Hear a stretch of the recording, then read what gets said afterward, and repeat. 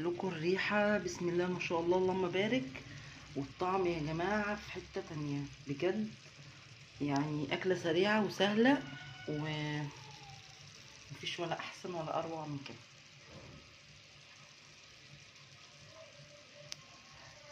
السلام عليكم ورحمه الله وبركاته، ازيكم عاملين ايه؟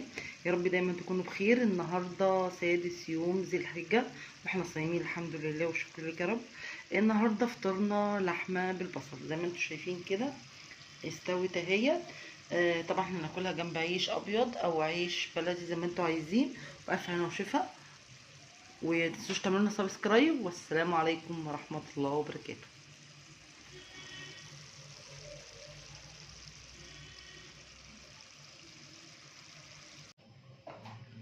اول حاجه هنجيب اللحمه، ده كيلو لحمه هقطعه حتت صغيره جدا.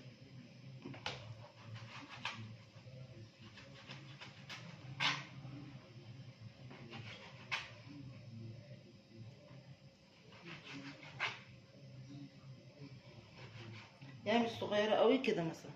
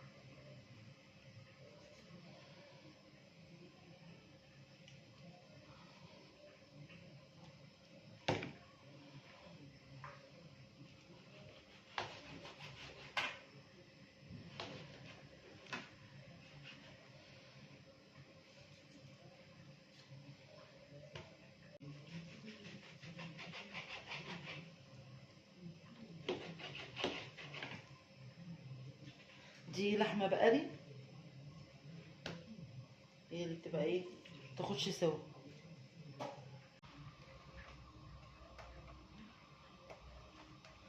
هنكون محضرين طاسه سخنه فيها معلقتين زيت، ودول 3 بصلات متوسطين الحجم.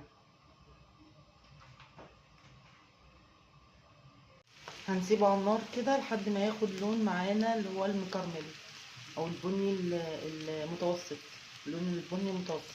هوريه لكم دلوقتي. اول ما لونه يوصل للون دوت هنزل باللحمه. ننزل باللحمه اهي.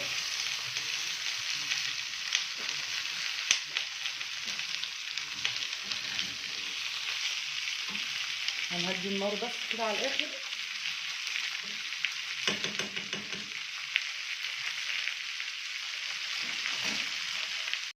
هقلبها كويس كده في البصل تتشوح شويه. بعد كده احط لها نص كوبايه ميه، وهدي النار خالص على الاخر واغطيها لحد ما تستوي.